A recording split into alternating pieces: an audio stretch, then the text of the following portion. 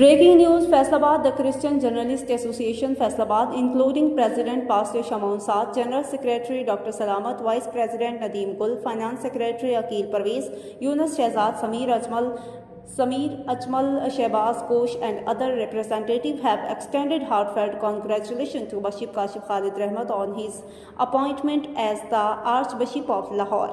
In their joint statement, the leaders said that Pope Leo XIV has appointed Bishop Khalid Rahmat OFM Cap as the Archbishop of the Archdiocese of Lahore, which is a matter of great joy and pride for the Christian community. They further stated that the service and leadership of Bishop Khalid Rahmat will prove to be a great blessing for the church on this occasion.